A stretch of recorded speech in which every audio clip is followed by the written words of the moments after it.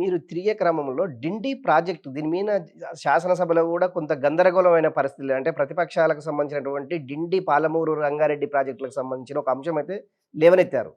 ఇది మీ దృష్టికి వచ్చిందా ఇది ఇప్పటివరకు?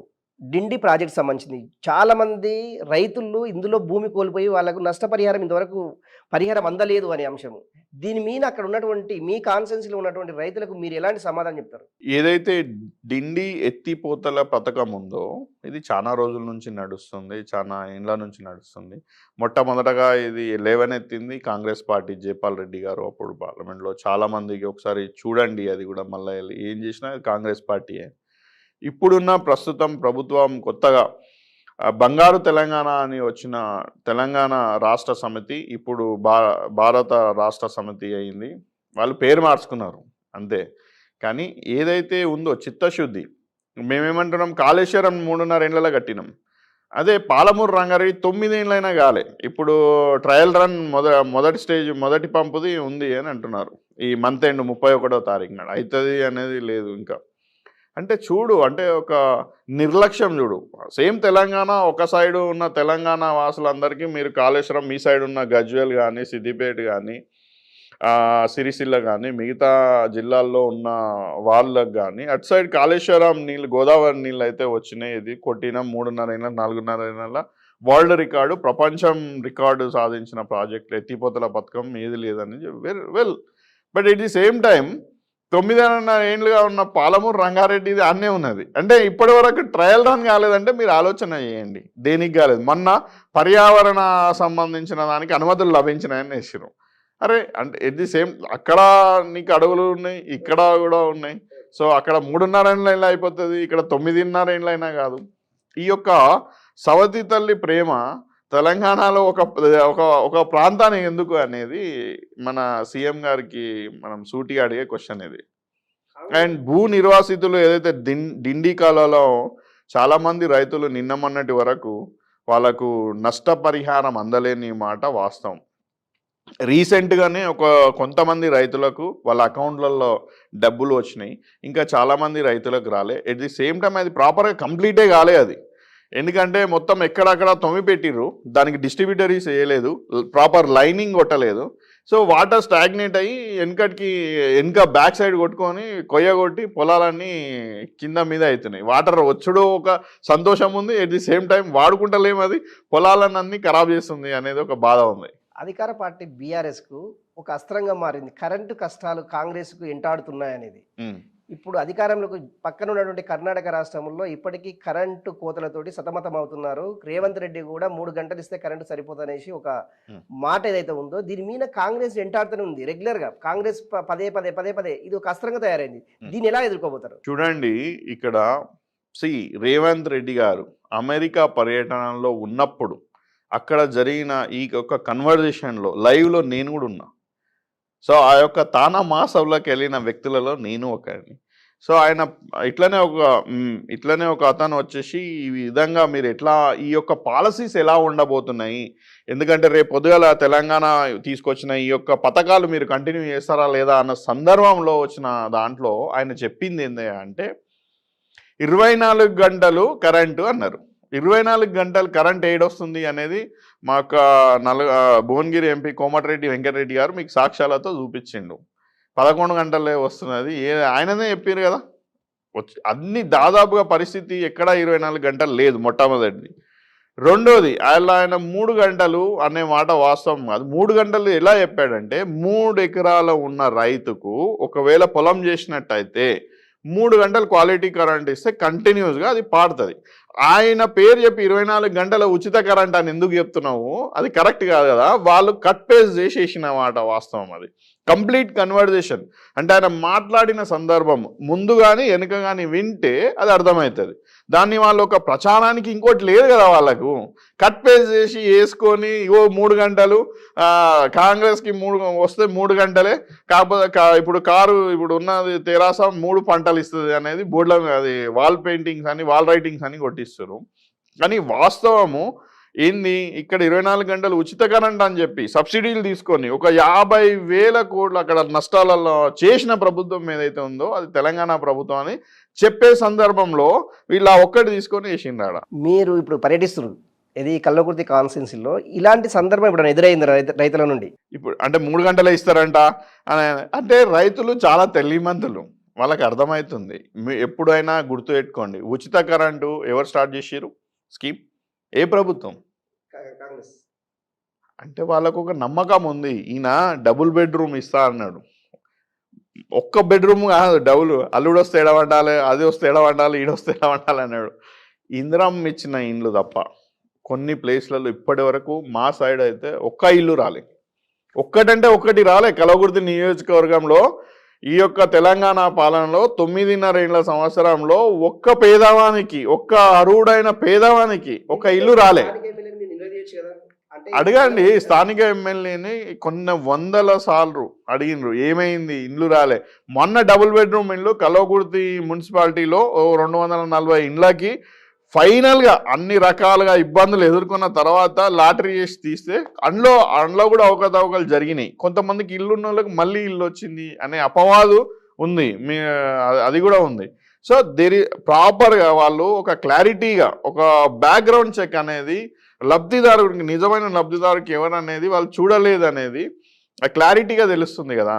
సో ఏదైతే ఉందో 3 ఎకరాలు దళితులకు భూమి అన్నాడు, అది కొత్తగా మన గిరిజనులు కాకుండా దళిత బంధు వచ్చింది ఇక్కడ మన కొన్ని మండలాలు, మాకైతే రాలే. అది అక్కడ ఒక యూనిట్ వస్తుంది, అది కూడా క్లారిటీగా తెరాస వాళ్ళ ముఖ్య అనుచరులకు మాత్రం అది అందింది అని చెప్పేసి వాళ్ళ పార్టీ వాళ్ళే అంటున్నారు. సో ఇక మీరు చూడండి ఎంత లాయల్గా గవర్నమెంట్ పనిచేస్తుంది టువర్డ్స్ పూర్ పీపుల్కి అనేది మీకు అర్థం చేసుకోవచ్చు.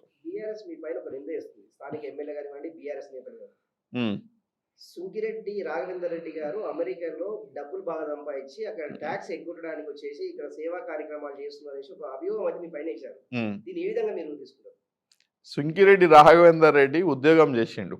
ఫస్ట్ థింగ్, అక్కడ బిజినెస్ చేసేసి రియల్ ఎస్టేట్ దందాలు కానీ వీళ్ళలాగా చీకటి వ్యాపారాలు కానీ చేయడానికి ఉండదు అమెరికాలో. మీకు అమెరికా సిస్టమ్ తెలిసినట్టయితే, ప్రాపర్గా వాళ్ళకు ఆలోచన ఉన్నట్టయితే అక్కడ ట్యాక్స్ ఎగొచ్చి రానే రాదు ఫస్ట్ ఆఫ్ ఆల్. ఎందుకంటే అక్కడ అన్నీ మొత్తం ఆన్లైన్ ట్రాన్సాక్షన్ ఉంటుంది. అంటే నువ్వు ఎంత సంపాదిస్తున్నావు, ఎంత జేబులు వేసుకుంటున్నావు అనేది కూడా మొత్తం క్లారిటీగా క్లియర్గా ఆన్లైన్లో ఉంటుంది. అది అంటే మనలాగా నువ్వు ల్యాండ్ వాల్యూ 30 ఉంది, నేను ప్రస్తుతం భూ ధర 5 ఉంది, బయట ధర మార్కెట్ ధర 1 ఉంటుంది. ఆడ ఆ సిస్టమ్ ఉండదు. ఆడ ఏది చేసినా ఎంతగా చేసినా, ఒక నాలాంటి 2 సూట్ కేసులు పట్టుకపోయిన వ్యక్తి అమెరికాలో ఒక బిజినెస్ చేసి ఇంత పారదర్శకంగా అక్కడ ఉన్న సిస్టమ్ని యూజ్ చేసుకొని ఎదగగలము అని నిరూపించేది అవకాశాలు చాలా ఇస్తున్నది అమెరికా కంట్రీ. అలాంటి కంట్రీ సిస్టమ్ని మీరు తప్పు పట్టొద్దు అని అంటున్నాను నేను. ఎందుకంటే ఎవరైనా గుర్తుపెట్టుకోండి, కష్టపడ్డ మనీ తీసుకొచ్చి ప్రజాసేవ చేయడం చాలా సంతోషం ఉంటుంది.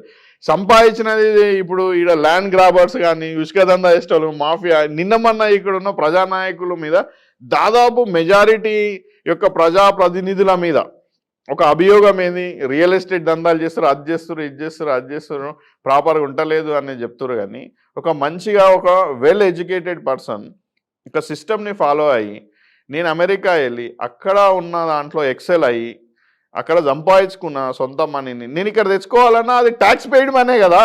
అది ఇక నేను సంచులు అయితే పంపలేను కదా వేసి. ట్యాక్స్ పెయిడ్ మనీ లీగల్గా అకౌంట్ టు అకౌంట్ మన భారత ఫారిన్ ఎక్స్చేంజ్ సిస్టమ్ లోబడి, చట్టాలకు లోబడి మనం పని చేయడం జరుగుతుంది. ఏదైనా ట్రిగ్గర్ అవుతుంది కదా, ట్రిగ్గర్ అయితే అవుతుంది. సో ట్రిగ్గర్ కాకుండా, ఫ్లాగ్ అయిన కాకుండా మనం ఇంత బాగా పనిచేస్తున్నాం కాబట్టి ఏదో ఒకటి మనం ఇక్కడ వాళ్ళకి చెప్పుకోవడానికి, మనను విమర్శన చేయడానికి ఏదో ఒక వాళ్ళకి అవకాశమే లేదు. ఎందుకంటే ఫస్ట్ ఆఫ్ ఆల్ మేము ఇక్కడ ఫ్రాడ్ చేయలే, నాకు ఇక్కడ దందాలు లేవు, నాకు ఇక్కడ ఫ్యాక్టరీలు లేవు, నాకు ఇక్కడ ఎటువంటి సంబంధమైన వ్యాపారాలు లేవు. వాళ్ళకి ఏముంటుంది ఇంకా ఆప్షన్? సో వెతుక్కోవాలి. షోకాజ్ నోటీస్ అనేది కాంగ్రెస్ పార్టీ మా ఇంటర్నల్ సిస్టమ్ వాళ్ళు ఇచ్చింది ఇది. అంటే నా యొక్క ఇప్పుడు ఏం జరిగింది, నేను కాంగ్రెస్ పార్టీలో కార్యక్రమాలు చేస్తున్న క్రమంలో అక్కడ ఉన్న లోకల్‌లో కొంతమందికి మా ఫ్యామిలీ 50 ఏండ్ల నుంచి కాంగ్రెస్ పార్టీకి సంబంధించి సింపథైజర్స్ తెలవదు కదా కొత్తగా వచ్చినోళ్ళకు. పాపం వాళ్ళేంది అంటే ఆ లోకల్‌లో నేను 10 నెలల్లో వచ్చేసి కాంగ్రెస్ పార్టీలో జాయిన్ అయ్యి ఇంత అగ్రెసివ్‌గా ప్రోగ్రాములు చేస్తున్నప్పుడు లోకల్‌లో వచ్చిన కొంతమందికి ఏమైతది అడుగుతారు కదా క్వెషన్. ఓకే. లోకల్‌లో క్వెషన్ అడుగుతున్నప్పుడు ఆ మధ్యన వాళ్ళకి అర్థమయ్యే విధంగా వాళ్ళ పార్టీ మళ్ళా నచ్చజెప్పి అసలు ఈ షోకాజ్ అనేది అక్కడ కొన్ని పాయింట్స్ మెన్షన్ చేసింది అందులో. ఏమైంది, మీరు ఇన్ని రోజుల్లో కాంగ్రెస్ పార్టీలో లేకుండగా చేశారు, కాంగ్రెస్ పార్టీలో ఉన్నారు, మళ్ళా కొత్తగా ఇంత పెద్దగా ర్యాలీ తీసిండ్రేంది అనే దాని గురించి. అంటే క్లారిటీ ఇవ్వడానికి కొంతమందికి తెలియదు కాబట్టి. సో డెఫినెట్‌గా వాళ్ళ దానికి నేను జవాబు ఇయ్యాలి కాబట్టి చెప్పడం జరిగింది. అధికారంలో ఉన్న బీఆర్ఎస్ ఎమ్మెల్యే జైపాల్ యాదవ్ కావచ్చు, ప్రతిపక్షంలో ఉన్నటువంటి ఆచారి బీజేపీ నుంచి కావచ్చు. వీళ్ళు ఆల్రెడీ సీనియర్స్. చాలా కాలం నుంచి ఎమ్మెల్యే కోసము చాలా ప్రయత్నాలు చేస్తున్నారు. ఇప్పుడు జైపాల్ యాదవ్ ఇది మూడోసారి ఎమ్మెల్యే. నాలుగోసారి. ఇలాంటి సీనియర్స్‌ని మీరు ఎలా ఎదుర్కోబోతున్నారు? Simple thing brother. ఫస్ట్ నేను జైపాల్ యాదవ్ గారు అనే వ్యక్తి మా నాయన కన్నా ముందు అంటే 1980లో దాదాపుగా నేను అప్పుడు చిన్నపిల్లగాని 81లో మొదటిసారి సర్పంచ్. దాని తర్వాత సర్పంచ్‌తో పాటు మళ్ళీ సర్పంచ్ 10 ఏండ్లు. దాని తర్వాత జెడ్పీటీసీ, దాని తర్వాత బీసీ కార్పొరేషన్ చైర్మన్, దాని తర్వాత వంగూరు నుంచి మళ్ళీ జెడ్పీటీసీ, దాని తర్వాత మళ్ళీ first time MLA, second time MLA టీడీపీలో, థర్డ్ టైం మన బీఆర్ఎస్ నుంచి మళ్ళీ వచ్చి ఎమ్మెల్యే అయింది. అయితే ఏంది అంటే ఎంత ఎక్స్పీరియన్స్ ఉంది, నేను కాదని అనను. ప్రజల సమస్యలు అర్థం చేసుకోలేనికి ఎంత ఎక్స్పీరియన్స్ ఉంటేంటి అంటే ప్రజల సమస్యలు అర్థం చేసుకొని స్పందించే తత్వం. నేను అనేది ఏంటి అంటే ఫస్ట్ నువ్వు అర్థం చేసుకోవాలి గ్రౌండ్ రియాలిటీ ఏముంది. నువ్వు చాలా సీనియర్ మోస్ట్, నేను కాదనను. ఇలాంటి వ్యక్తి అభివృద్ధిలో అవకాశం వచ్చిందంటే ఒక సిరిసిల్లలో గజ్వేలో ఇంకోటి చేయాలి చెప్తే టాప్ 5లో ఉందా అసలు? ఒక స్పెషల్ డెవలప్మెంట్ ఫండ్ వచ్చిందా మనకు? ఇంకా నిన్న తెచ్చుకోవచ్చు కదా. కాన్స్టిట్యున్సీ డెవలప్మెంట్ ఫండ్లో ఇంకా కొన్ని నిధులు వాడడం ఎట్లా కూడా తెలుస్తలేదు కొన్ని దగ్గర. సో ఇది ప్రజెంట్ సినారియో. అట్లాంటి సిన్సియర్గా అంటే ఎక్స్పీరియన్స్ ఉన్న 40 ఏళ్ళ నుంచి ఉన్న వ్యక్తులు కూడా అర్థమైతే లేదు ప్రజా సమస్యలు. నేనేనేది ఏంది, నీ ఎక్స్పీరియన్స్ పెరుగుతుంది కానీ ప్రజల సమస్యలు అర్థం చేసుకునే దాంట్లో కాదు, నీ యొక్క సెల్ఫ్ ఎదుగుదలనే ఉంది అది. సో అది coming back to Achari no doubt ఆయన నమ్ముకున్న పార్టీ సిద్ధాంతాన్ని కొన్ని సంవత్సరాలుగా పనిచేసి ఓకే. కాకపోతే ప్రజల పట్ల 5 పర్యాయాలు నిలబడి 6వ పర్యాయం కోసం నేను వస్తున్నా మళ్ళొకసారి ఆశీర్వదించండి అంటుండు. ప్రజలు క్లియర్గా చెప్తున్నారు ప్రతిసారి.